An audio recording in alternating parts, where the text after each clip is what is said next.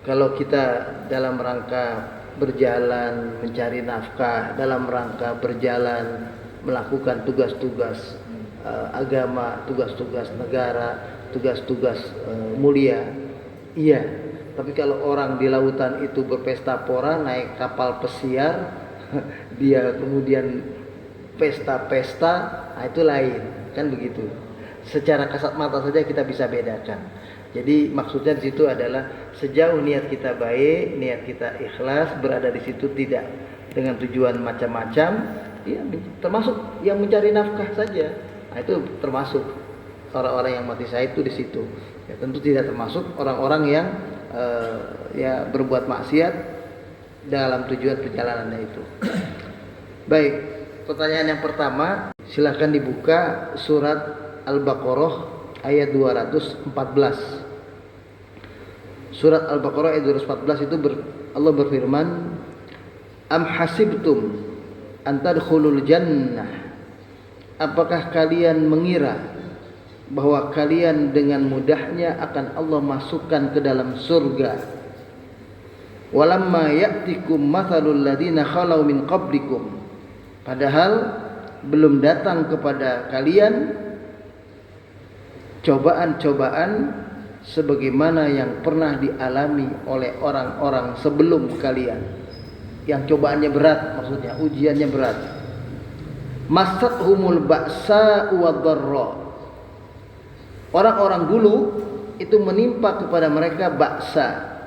Ba'sa itu hal-hal yang membuat mereka menderita secara fisik. Mereka luka, mereka tertusuk, mereka tertembak. Kalau sesudahnya modern sekarang, kalau zaman dulu ya kena pedang, kena panah, kena tombak dan lain-lain. Wadh-dharra, dan menimpa mereka kesulitan yang akibat perang itu. Mereka kelaparan, mereka ketakutan, mereka hidup dengan tidak nyaman, nggak ada lampu, nggak ada listrik, nggak ada terang semuanya. Wazulzilu, dan mereka diombang-ambing dalam sebuah keadaan yang mencekam, ya, yang membuat mereka betul-betul takut menghadapi kenyataan hidup itu, ya. Hatta yaqular rasul, sampai rasul yang ada di tengah-tengah mereka, walladzina amanu ma'ahu, dan orang-orang yang beriman bersama dengan rasul tersebut, semuanya bertanya. Nah, ini yang difahami tadi oleh Pak Riyadi sebagai sebuah bentuk keluhan, ya. Para nabi dan orang-orang yang berjuang bersama mereka itu sampai mengatakan kalimat mata nasrullah, kapan sih datangnya pertolongan Allah. Nah, itu kata-kata itu memang sempat keluar, diabadikan dalam ayat ini. Tapi kemudian Allah menjawab, ala inna nasrallahi qaribun, ketahuilah pertolongan Allah itu sangat dekat. Kalau melihat konteks ayat ini, kesannya memang seperti tadi, bahwa orang yang beriman, bahkan bukan hanya orang beriman, nabi pun, ya, bersama dengan orang beriman, ketika terjadi cobaan-cobaan dalam jihad fisabilillah yang mereka alami, itu sampai mereka seperti seolah-olah mengeluh, ya, karena penderitaan yang mereka hadapi yang begitu dahsyat, ya, sampai terucap dalam ucapan mereka kalimat kapan datangnya pertolongan Allah. Nah, kalimat ini dalam bentuk ucapan tidak apa-apa. Makanya bunyinya adalah hatta yaqular rasul, sampai terucap kata-kata itu. Tapi tidak boleh itu mendominasi hati mereka, yang membuat akhirnya mereka pengecut, mereka ke belakang, mereka murtad, mereka keluar putus asa. Itu yang nggak boleh. Jadi kata-kata keluhan kayak aduh sakit ya, kayak kita sakit nih secara pribadi, udah capek menderita karena sakitnya berbulan-bulan nggak sembuh-sembuh. Ya Allah, sakit banget ya, kenapa ini begini misalnya. ya Allah sembuhkan. Kalau itu yang terjadi keluhan dalam bentuk ucapan masih dibenarkan. Tapi jangan sampai itu masuk ke dalam jiwa kita, hati kita yang membuat kita jadi putus asa. Akhirnya rela mau melakukan apapun yang penting sembuh. Misalnya gitu kalau konteksnya orang yang sakit. Sampai akhirnya berobat yang mustahil, ya, mindahin penyakit ke binatang, berobat dengan disuruh taruh makanan apa di gunung tertentu, naiknya yang paling tinggi, misalnya ketemu apa, taruh itu maka sembuh misalnya. Hal-hal yang tidak masuk akal akhirnya dikerjakan demi kesembuhan tadi, itu yang tidak boleh. Atau dalam konteks perang tadi, akhirnya menyerah dengan orang-orang kafir, ya. Akhirnya tidak semangat lagi untuk berperang, mundur. Itu yang kata-kata pengecut keluar jadinya, misalnya. Itu yang nggak boleh, ya. Jadi kalau ucapan itu masih dibenarkan. Dan tolong kita garis bawahi, ketika Allah katakan ala inna nasrallahi qarib, ketahuilah pertolongan Allah itu sangat dekat. Maka sesungguhnya pertolongan Allah itu dan kemenangan waktu kita dalam perang fisabilillah itu bukan harga mati. Karena itu bukan tujuan utama dalam berjihad di jalan Allah. Disebutkan di surat Shaf, ya. Surat As-Saff, surat yang ke-61. Ya. Kita bisa lihat sebentar. Ayat 12 13. Ya. Jadi ketika Allah katakan dari ayat 11 boleh dibaca.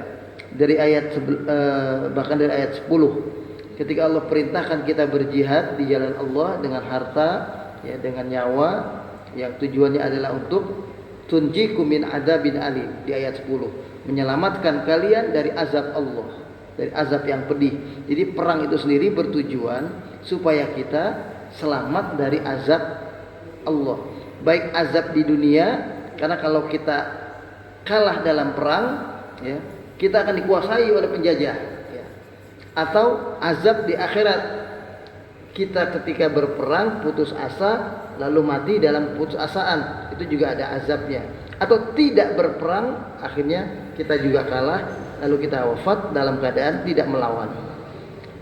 Kemudian dikatakan di sini tujuan peperangan itu di ayat 12 adalah pertama, yaghfir lakum dunubakum. Tujuan perang itu sendiri kalau sampai membuat kalian mati syahid adalah agar Allah memberikan ampunan untuk kalian atas kesalahan dan dosa-dosa kalian selama ini. Jadi tujuan perang itu bikin kita bersih tujuannya.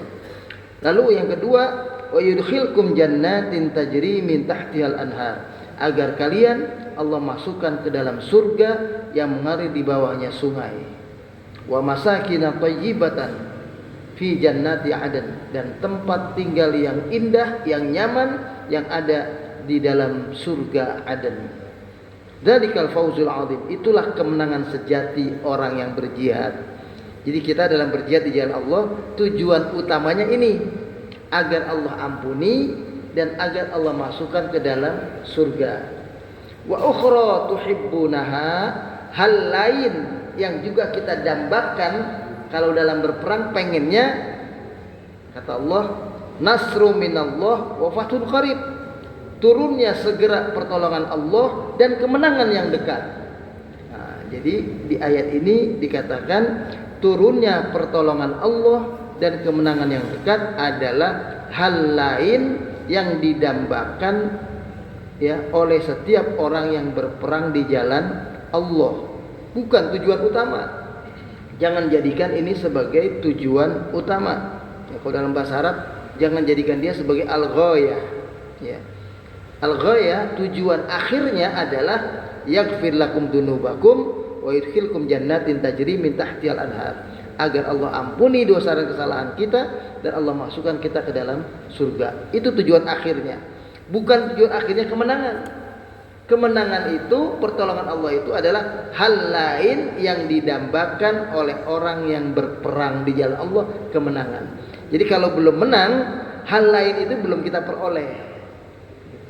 Tapi orang yang berperang itu sudah dapati dua hal tadi, jaminan ampunan dari Allah dan jaminan masuk ke dalam surga. Karena itulah tujuan utama dalam menegakkan al-haq, itu di situ maksudnya. Wa wasyiril mu'minin, dan gembirakanlah orang-orang mukmin, karena memang kalau dapat sampai berjuang itu menang, berjuang itu kembali menguasai teritorial, mengambil alih kekuasaan, dan seperti yang dialami oleh Nabi, bisa balik lagi ke Mekah, Fathu Mekah, itu hal lain.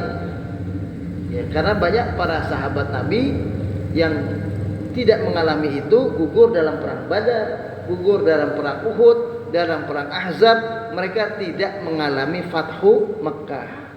Yang mengalami Fathu Mekah cuma sahabat-sahabat seperti Abu Bakar, Umar, Uthman, Ali yang jadi khalifah, Nabi sendiri, dan beberapa sahabat-sahabat yang lain. Yang lainnya Abdullah bin Rawahah, Abdullah bin Jahsh, Mus'ab bin Umair, ya misalnya, semuanya adalah para sahabat, termasuk Hamzah bin Abdul Muttalib, paman Nabi. Mereka adalah yang gugur di jalan Allah dalam kondisi sebelum mereka melihat kemenangan. Nah, jadi itu sekali lagi, mengeluh secara lisan boleh, tapi jangan menguasai sikap kita dalam perlawanan terhadap orang-orang kafir, sehingga kita jadi pengecut, mundur, takut, bahkan jadi murtad, keluar dari agama. Itu yang tidak boleh terjadi. Kemudian pertanyaan yang kedua, setiap orang yang beriman, betul ya, arahnya nanti adalah ketakwaan. Perintahnya selalu itu, ya ayyuhalladzina amanu taqullah. Bahkan orang beriman ada di satu ayat surat An-Nisa, ya ayyuhalladzina amanu aminu. Wahai orang yang beriman, berimanlah kalian. Nah, itu ada malah ayat itu begitu. Bukan wahai orang yang beriman, bertakwalah kalian, bukan hanya itu. Tapi wahai orang yang beriman, berimanlah kalian. Maksudnya berimanlah yang benar kepada Allah. Tapi pengertian ini adalah untuk mencapai kondisi ideal. Itu sebetulnya. Bertakwalah itu mencapai kondisi ideal. Kita tidak boleh atau tidak harus mengukur kondisi semua orang, termasuk kondisi kita sendiri, harus tercapai kondisi ideal itu. Kalau bisa, ya alhamdulillah. Tapi kalau tidak, kondisi ideal itu tidak seharusnya atau bukan hal yang harus kita dapati selalu. Jadi kalau kita baca ayat-ayat, misalnya baca hadis Nabi, la yu'minu ahadukum hatta yuhibba li akhihi ma yuhibbu li nafsihi. Tidaklah beriman salah seorang di antara kalian yang belum mencintai saudaranya seperti dia mencintai dirinya sendiri. Itu kondisi ideal. Makanya jangan dibaca tidaklah beriman salah seorang di antara kalian sampai dia mencintai saudaranya seperti mencintai dirinya sendiri. Berarti mafhum mukhalafahnya, kebalikan pemahamannya adalah orang yang belum mencintai saudaranya seperti mencintai dirinya sendiri belum beriman. Jangan dipahami itu keliru. Itu difahaminya harus la yutimma imanuhum, belum sempurna iman mereka. Itu dipahaminya begitu. Jadi kalau kita baca ayat hadis lagi, Nabi mengatakan begini, la yu'minu ahadukum hatta yakuna hawahu tab'an lima ji'tu bih. Belumlah beriman salah seorang di antara kalian sampai menjadikan hawa nafsunya tunduk kepada maunya petunjuk yang aku diutus di dalamnya. Maksudnya hawa nafsu kita ini tunduk kepada Al-Quran. Maksudnya begitu. Itu bukan berarti orang yang hawa nafsunya tidak tunduk dengan petunjuk Al-Quran berarti tidak beriman. Bukan. Ini maksudnya adalah belum sempurna imannya. Nah, itu begitu. Jadi dalam banyak hal kita melihatnya itu begitu. Jangan ukurannya adalah yang ideal. Gitu. Ideal itu ya alhamdulillah kalau kita bisa peroleh. Kalau tidak, jangan pernah menghina orang, merendahkan orang yang belum mencapai sikap ideal itu. Nah, kalau kita pribadi untuk ukuran kita boleh saja. Berarti kita jadi bisa selalu mengevaluasi diri, pengennya yang sempurna. Tapi buat orang lain jangan kita merendahkan orang gara-gara dia belum bisa melaksanakan apa yang semestinya. Misalnya orang beriman itu idealnya di samping mengerjakan sholat 5 waktu, dia rajin bangun malam. Ya, misalnya ada di antara kita, saudara kita, teman kita, ketahuan lagi kita jalan sama-sama, ya, itu nggak pernah sholat malam misalnya. Lalu kita merendahkan mereka, ngapain ini orang ngaji tapi nggak pernah sholat malam, nggak pernah bangun tahajud. Itu tidak boleh. Itu biarlah menjadi ukuran bagi orang itu sendiri. Itu amalan dia. Dan itu bukan berarti dia tidak bertakwa, bukan berarti dia tidak beriman. Dia tidak sempurna imannya. Termasuk ya harus kita sadari hal itu, karena Allah menjadikan seseorang itu punya kelebihan tertentu. Ada yang dia tidak rajin bangun malam, tapi dia rajinnya yang lain. Dia rajin sedekah. Dia nggak rajin bangun malam, nggak rajin sedekah, rajin lain lagi. Rajin baca Quran, ngajinya rajin. Dia nggak rajin baca Quran, nggak rajin sedekah, nggak rajin sholat malam. Ada lagi rajinnya yang lain. Rajinnya melalui rajin puasa. Nah itu bisa begitu. Nah nggak semua orang harus rajin puasa, rajin sholat tahajud, rajin sedekah, rajin ini. Nah itu cuma Nabi kita Muhammad Sallallahu Alaihi Wasallam. Kita mengarah ke situ. Termasuk dalam konteks kehidupan sosial sekarang, amar ma'ruf nahi munkar, ya. Jangan langsung kita ukur itu berarti salah memilih pemimpin.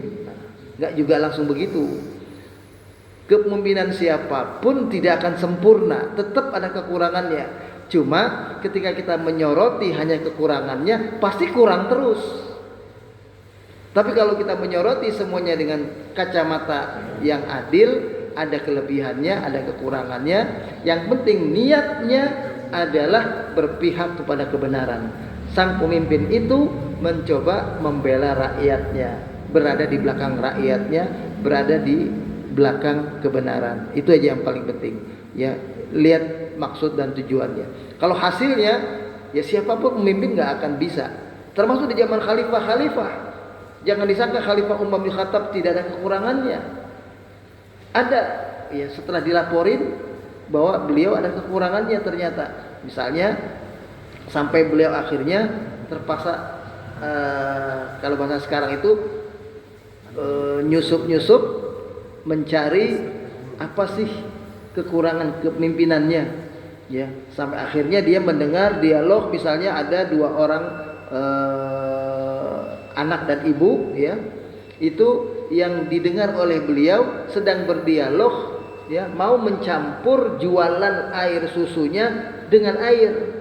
Sang ibu mengatakan karena air susunya sekarang sedikit, susu yang diperoleh dari sapi itu atau dari kambing itu sedikit, minta supaya dicampur baru jual ke pasar, kan jadinya banyak. Anaknya bersikap jujur, tidak mau menolak. Itu didengar oleh Nabi. Jadi belusukan itu sudah ada di zaman Nabi, di zaman Umar bin Khattab. Beliau itu belusukan sampai mendengar ada dialog antara seorang ibu dan anak yang menjual susu itu supaya susunya dicampur dengan air. Itu masukan ibunya. Sang anak yang sudah beriman dan bertakwa dengan baik itu merasa itu adalah hal yang mencurangi pembeli, nggak boleh. Nah, justru akhirnya belakangan si anak ini menjadi mantu dari Umar bin Khattab. Itu gara-gara cuma mendengar sikap jujurnya yang seperti itu, ya.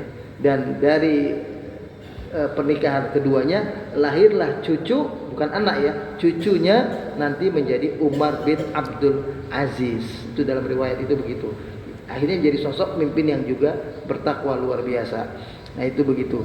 Ya jadi istilahnya ya harus kita ikuti dengan sikap yang adil barangkali melihatnya semuanya. Wallahu a'lam bishawab.